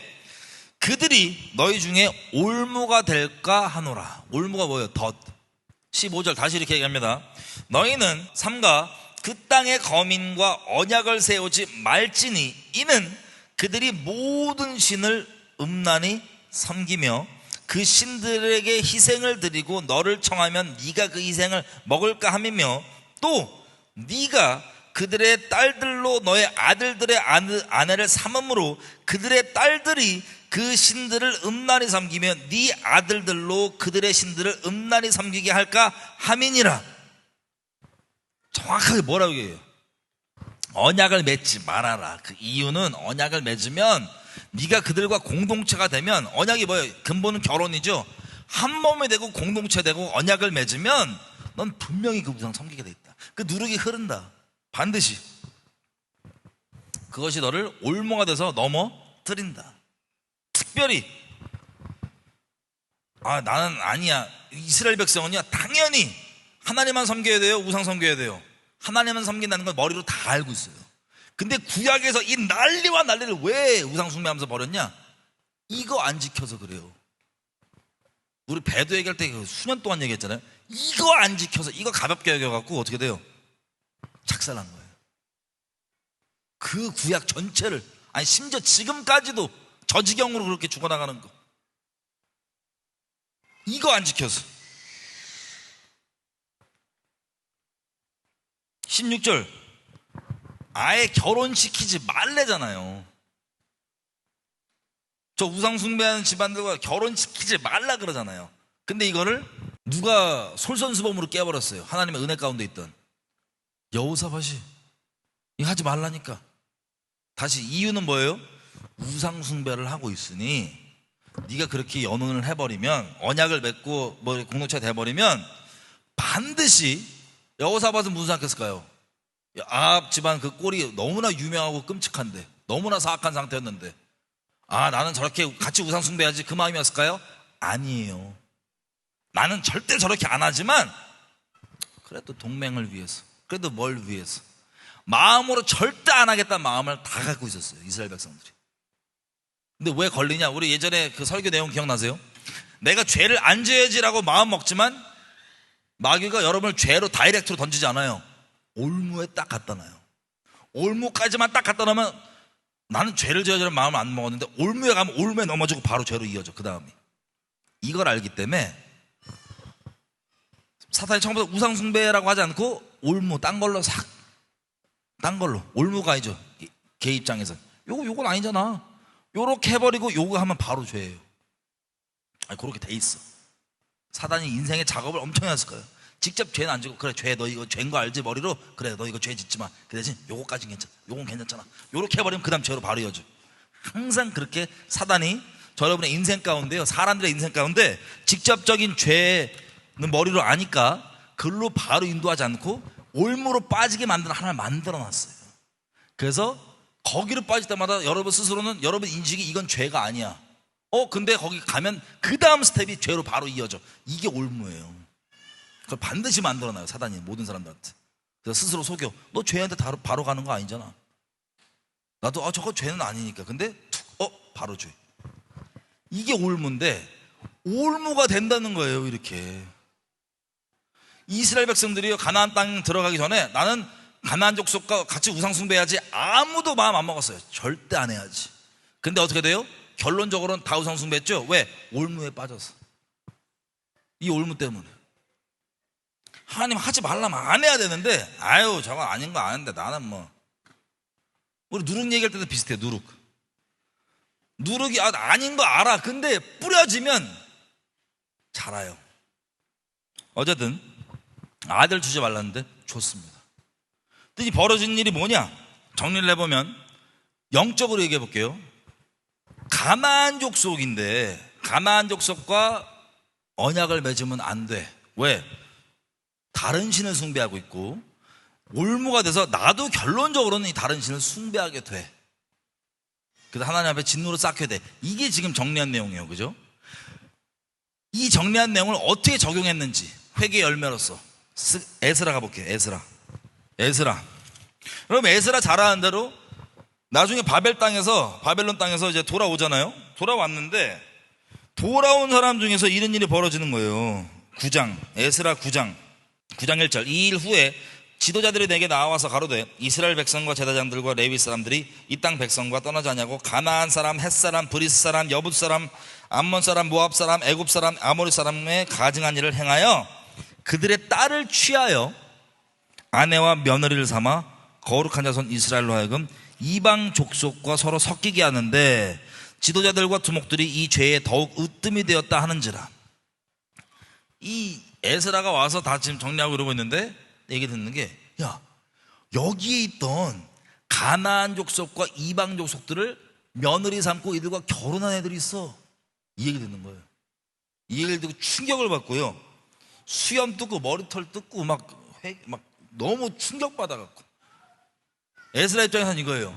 하나님이 우리가 그렇게 하나님 앞에 범죄해갖고 우리가 바벨론을 통로 삼아서 그 끔찍한 심판을 받고 그 포로로 끌려가고 있다가 지금 겨우 하나님 자비로 돌아온 건데, 우리가 온전해서가 아니고 하나님 자비로 돌아왔는데 돌아오자마자 또 무슨 짓을 하고 있냐? 바로 그 하지 말라고 했던 그 결혼, 그 언약을 하고 있는 거예요 지금. 그러니까 에스라가 충격을 받아갖고 어떻게 이럴 수가 있나, 충격 가운데 있는 거예요. 그래서 에스라가 회개하는 거예요. 9장 5절부터 내용이 쫙 회개하는 겁니다. 우리 어떻게 그렇게 할 수가 있냐.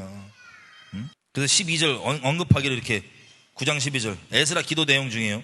그런즉 너희 여자들을 저희 아들들에게 주지 말고 저희 딸을 너희 아들들에게 데려오지 말며 그들을 위해 평강과 형통을 영영히 구하지 말라. 근데 14절 우리가 어찌 다시 주의 계명을 거역하고 이 가증한 일을 행하는 족속들과 연혼하오리까, 결혼하오리까. 그리하오면 주께서 어찌 진노하사 우리를 멸하시고 남아 피할 자가 없도록 하시지 아니하리까. 이렇게 막 통회하면서 자백하면서 회개를 하는 거예요. 이렇게 결혼을 했다, 연혼을 했다, 또 이 가나안 족속들과. 그랬더니 이 통곡을 막 하고 지금 이스라엘 백성들 같이 와서 막 통곡을 하는 거예요. 회개를 하는 거예요. 10장 또 스가냐라고 하는 사람이 에스라한테 말하는 거예요. 우리가 하나님 앞에 범죄해서 이 땅에 이방 여자를 취하여 아내를 삼았는데 걱정하지 마시라. 우리 진짜 회개하고 우리 끊어낼 거다. 우리 아내와 우리 자식들 끊어낼 거다. 끊어낸대요 지금. 상상이 되세요?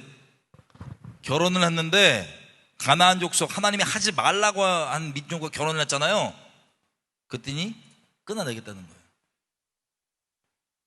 여러분, 이 일이 만약에 우리 공동체, 예를 들어서 여러분이 가나안 사람과 결혼했어. 근데 하나님 하지 말라 그래. 아니었다고 알게 됐어. 그럼 여러분 회개할 때 회개 열매를 맺으실 거예요? 아, 이것도 말 잘못, 이것도 알죠? 평상시 때 그 부부 사이 관계 안 좋고 막 배우자 미워하는 사람, 뭐 하나님께서 그럴 수 있는 핑계거리만 주시면 아멘 잡아갖고 난 이혼해야 돼. 그러지 마세요. 사악함도 나 지금 너무 많이 봤어. 탈한국 하랬더니 남편한테 얘기 안 하고 그냥 나가. 하나님 뜻이라면서요. 나가. 평상시 때 남편이랑 갈라주시고 안 달라 했는데 하나님 말씀 떨어지니까 그냥 아멘이지. 진리의 사랑 없이, 영혼에 대한 이 아낌 없이, 하여튼 뭐든 어쨌든 회개 열매가 지금 뭐예요? 우리 지금 가나안 족속 없으니까. 저 회개 열매가 뭐예요 지금? 결혼을 깨고 누구를? 자식까지도 내보내요. 이 회개 열매로. 충격이죠. 반발하는 사람 있었을까요, 없었을까요? 있어요. 반발하는 사람. 아니, 인간적으로는 이해는 됩니다.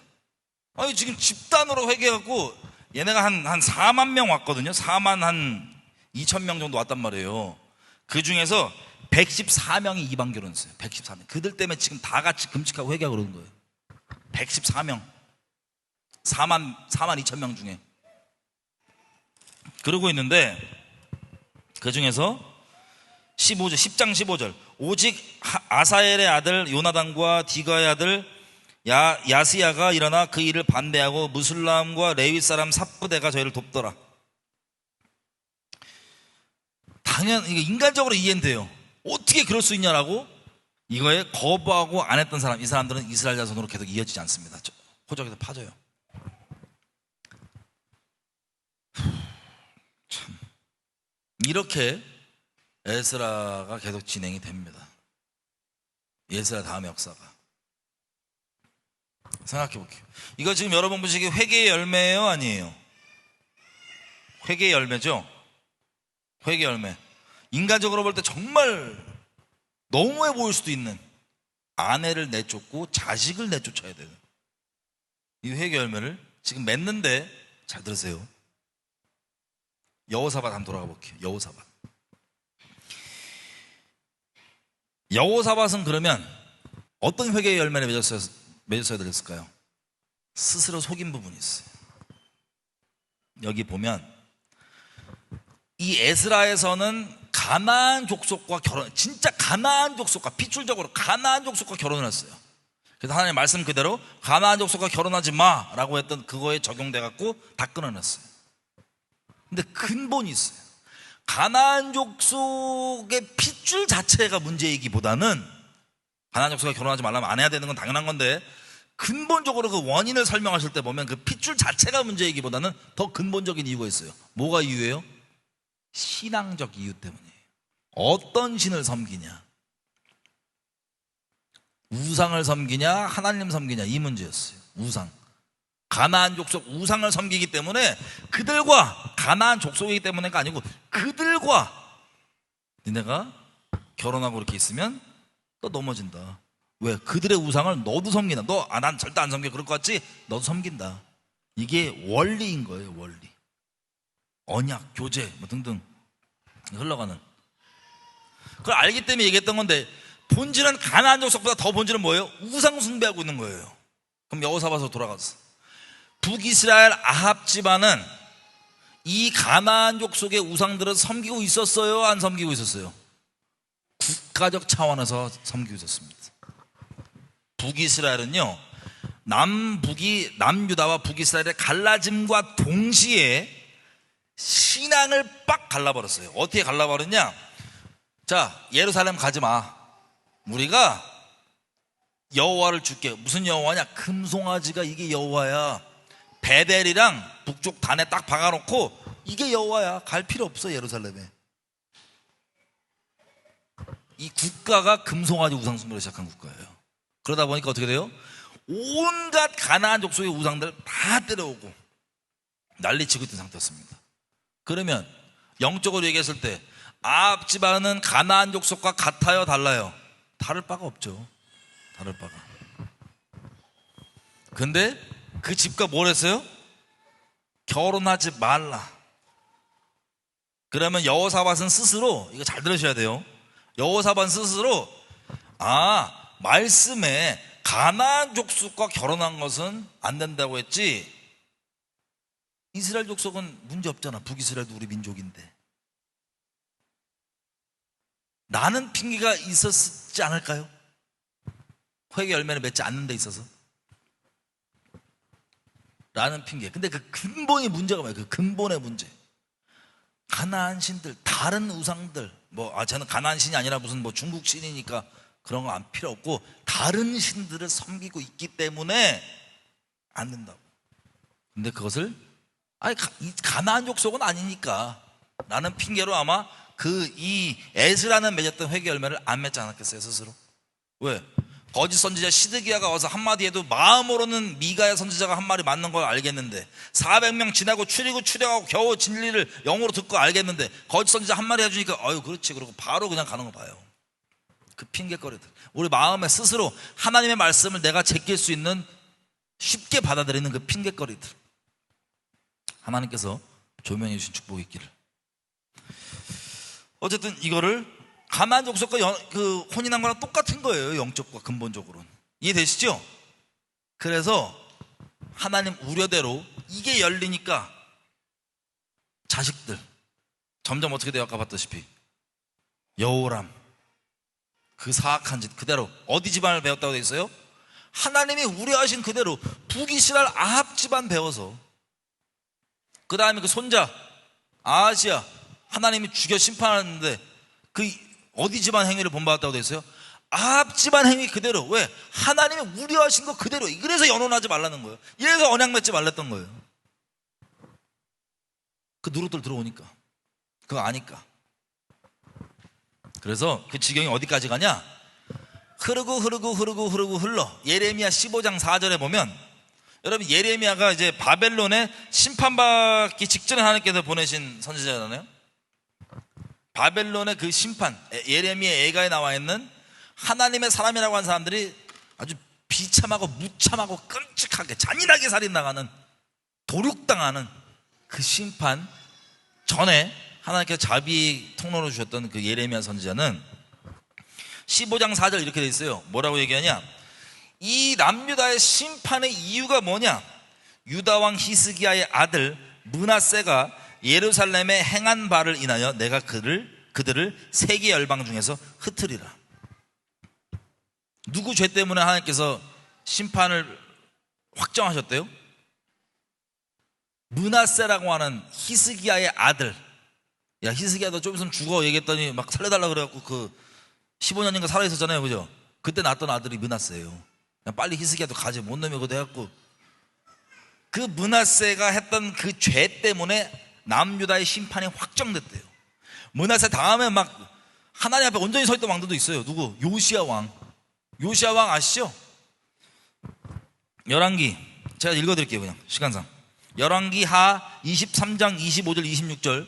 요시야 왕이 다 성전에 있는 우상들, 막 성전에, 여호와의 성전에 살고 있던 남창들, 막 창녀들 그냥 막 다 치워버려요.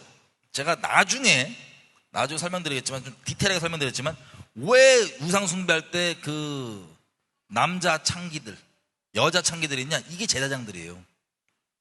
그 행위가 예배 행위예요, 마귀들한테. 어쨌든 이것들을 요시야가 다 쓸어버리고, 우상 다 쓸어버리고, 성전 다시 짓고, 말씀 발견된 거 읽고 선포된 거 듣다가 뒤집어주고 꼬꾸라주고 막 회개하고, 이게 요시야입니다. 그래서 6월절을 지키고 다시.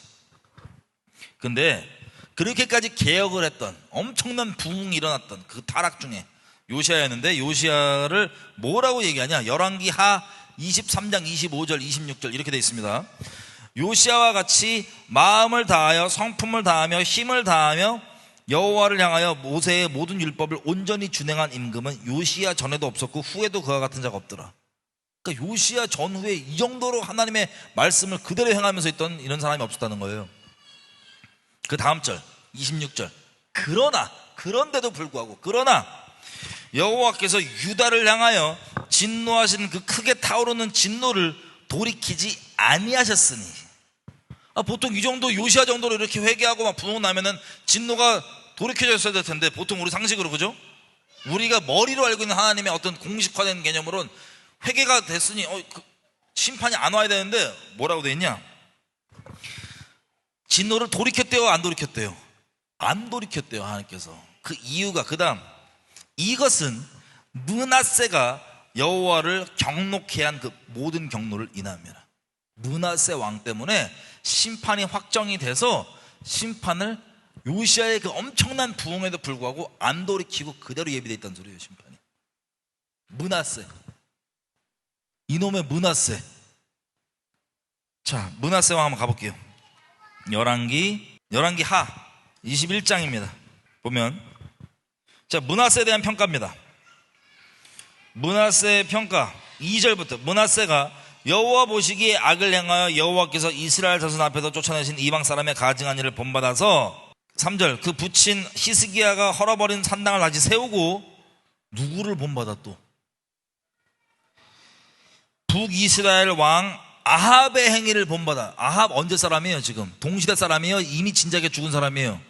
므낫세한테는 이미 진작에 죽은 사람이에요. 근데 그 죽은 사람 집안의 행위를 어떻게 했대요? 므낫세가 본받았대요. 그래서 그걸 본받고 남유다 백성들도 그렇게 똑같이 본받게 한 거예요. 이게 심판의 이유입니다. 그럼 거슬러 올라가 볼게요. 여호사밧 때부터 남북에 평화가 있었거든요. 우리 인간적으로 볼 때 좋아 보이는 평화죠. 근데 그 평화가 지금 봤더니 여러 가지 모양으로 했지만 근본적으로 했던 그 연결 중에는 사돈 맺은 거였어요. 그 사돈 맺은 게 뭐가 문제였어요? 말씀으로 보면 가나안 족속과 언약 맺지 말라고 했던, 너희 자식들을 그들에게 주거나 그들의 며느리 삼지 말라고 했던 그 똑같은 근본적인 원인, 북이스라엘 자체가 우상숭배하는 국가였으니까 거기만, 그 아합 집안 특히 심했는데 거기랑 언약을 해버리고 아예 그냥 들여버리고 연합을 해버리니 하나님이 우려하신 대로 그 집의 행위가 들어와야 안 들어와야 영적으로 그대로 들어온 거예요. 그대로 들어와서 자기 자식 망하고 손자 망하고 그 끝일 줄 알았죠? 아니에요. 쭉 가서 어디까지? 남유다가 망해요. 그 연합 때문에, 그 교제 때문에 끝까지 봐봐요. 아합의 아들과도 교제 계속 하잖아요. 계속. 그 교제가 뭐가 문제겠어요? 하니까 왜 문제라 그러겠어요? 똑같은 이유. 뭐가 들어오니까 또 그들의 행위 본받는다. 그 누룩이 흘러 들어온다. 영적으로. 이거 회개 안 했다가 남유다가 멸망당합니다.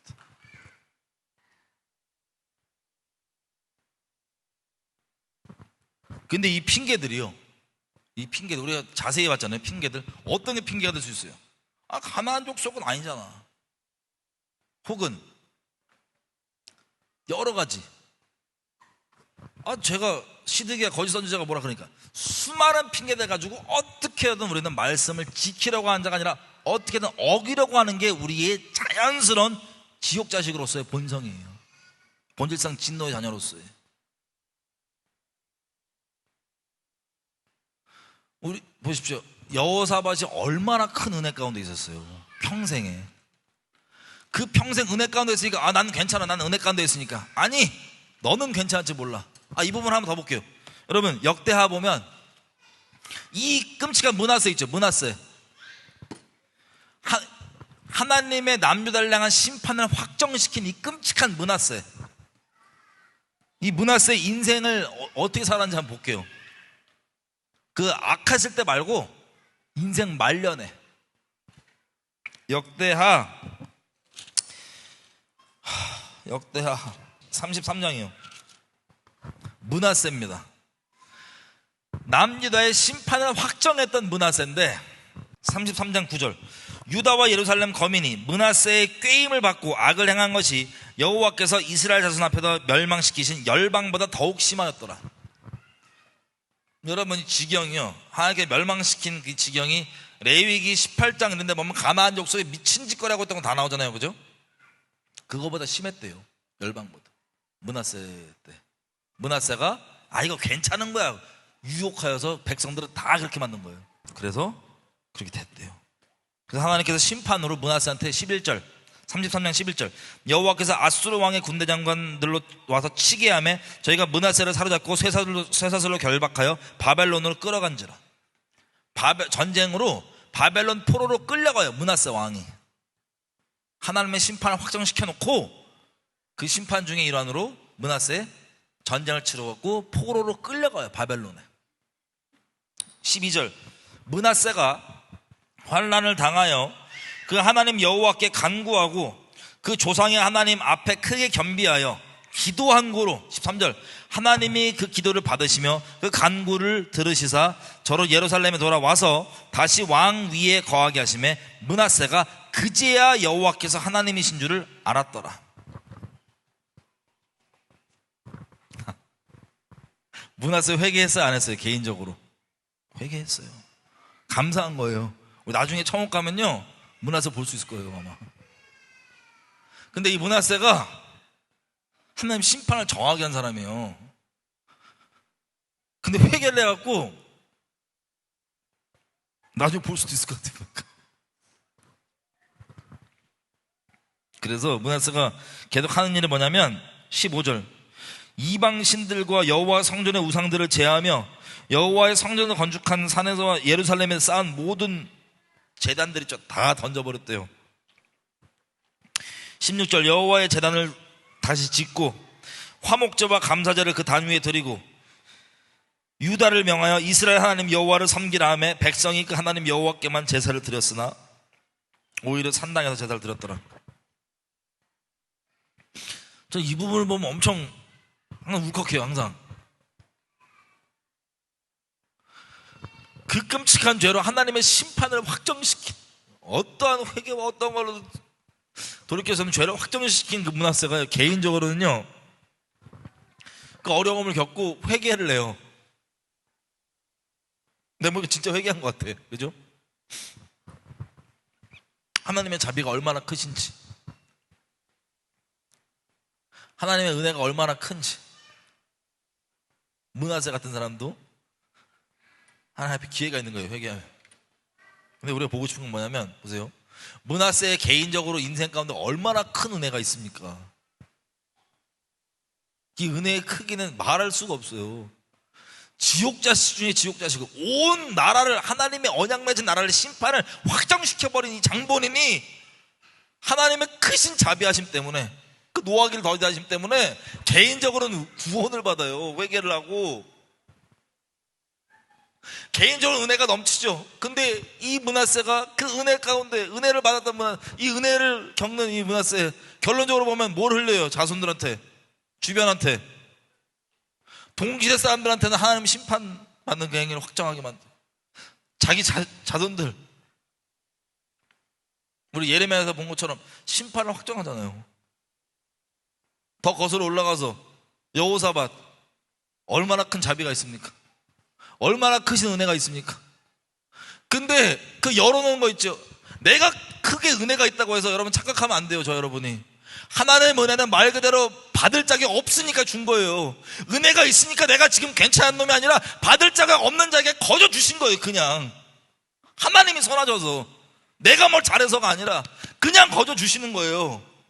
근데 은혜를 나 스스로 괜찮다 착각하면서, 여호사밧 보십시오. 은혜가 그렇게 있는데 여전히 후손들에게 뭐를 흘려요? 이 멸망을 당할 짓을 흘리는 거예요. 인간적으로 좋아 보이는 걸로, 인간적으로 아유 우리 민족끼리인데 뭐 굳이 또, 아유 사돈인데 뭐 굳이 또 어떻게 쌩을까, 가난 족속도 아닌데, 뭐 등등.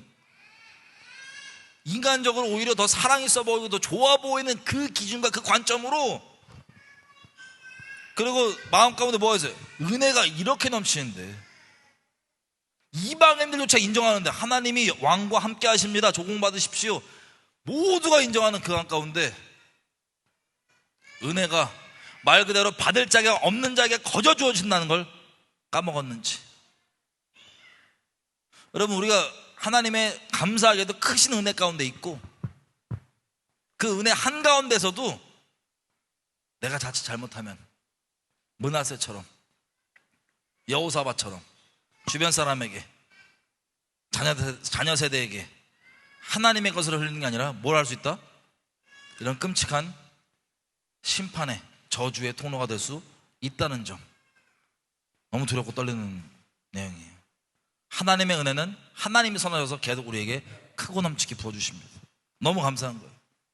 그 은혜에 취해서 감사함을 잃거나, 그 은혜에 취해서 난 괜찮은 놈이니까 뭐 어디 문제가 없겠지라고 착각하지 않는 그런 은혜가, 그런 진짜 크신 은혜가 저 여러분 가운데 있길 바랍니다. 같이 기도할까요? 내가 혹시 여호사밧이나 므낫세처럼 그러고 있지 않나, 주변의 자손들에게 은혜에 취해서, 은혜가 많으니까 실제 자비를 베풀고 계시니까, 우리가 오늘 확인해본 이 성경 공부 내용을 통하여서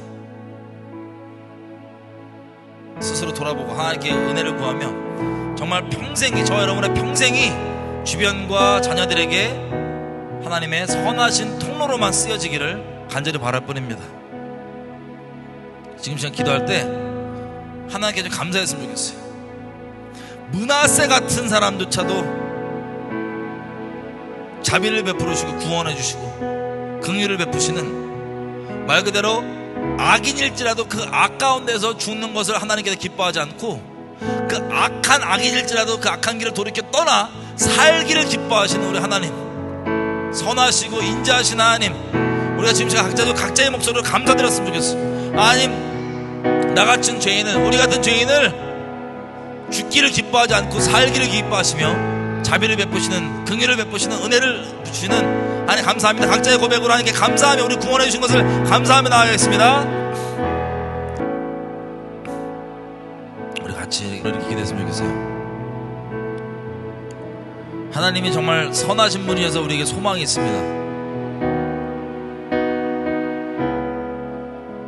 하지만 우리가 하나님의 선하심과 인자하심, 그 은혜를 핑계 삼거나, 죄 많은 곳에 은혜가 많다 하셨는데 죄 많은 우리 인생 가운데 하나님 은혜가 너무 크다 보니 우리가 은혜에 자칫 취해서 여호사밧처럼 주변에 스스로 괜찮다 여기고 주변에 그리고 자녀 세대 혹은 주변에 하나님의 것이 아닌 것들을 흘리고 전달하는 통로가 되고 있는 부분은 없는지 하나님 조명해 주셔서 하나님 제가 은혜 가운데만 거하며 신앙적으로 겉보기에 문제가 없을 수 있으나 주변에까지 자녀 세대에게까지 온전한 통로가 되는 하나님께 온전한 거룩한 통로 다시 될 수 있도록 하나님 붙들어 주시고 조명해 주십시오. 하나님 은혜를 구하며 우리가 온전한 통로 될 수 있도록 여호사밧처럼 그런 실수가 있지 않도록 긍휼을 베풀어 주시고 같이 은혜를 구하며 기도하시겠습니다. 마지막으로 이렇게 기도했으면 좋겠어요.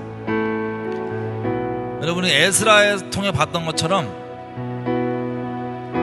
만약에 하나님께서 어떤 죄악이든 우리 평생 가운데 조명해 주시는 것이 있다면 갈등하거나 죄를 아끼는 것이 아니라 기꺼이 그 죄를 끊고 그게 인간적으로 봤을 때는 아무리 불가능하고 어려워 보이는 일이라 할지라도 상황을 핑계대지 아니하고 단호하게 죄와 구별되고 끊어내는 우리 될 수 있도록 하나님 마음을 정하오니 주님 도와주십시오. 알게 해주십시오.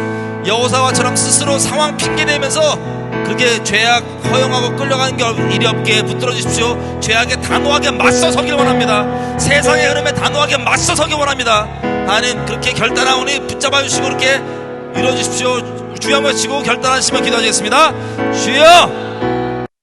여러분 높아시 말씀드리는데 혹시 오늘 에스라 얘기 나오고 막 그래갖고 나 이혼해야지 막 이혼 핑계 대시는 분 아무도 없겠죠. 이혼은 하나님께서 미워하시는 것입니다. 핑계 대시는 분 없겠죠. 네. 내 남편은 내 아내는 아직 예수님 안 믿으니까 가나안 족속이야 이혼해야지 이런 분 없겠죠. 제발 혹시 몰라서 이때다 싶어갖고 이거 응답으로 확 땡기더라고. 결혼할 때는 어거지로 응답 땡겨오더니 또 이혼하고 싶을 땐 또 어거지로 응답 땡겨오는 분들 없기를 간절히 바랍니다.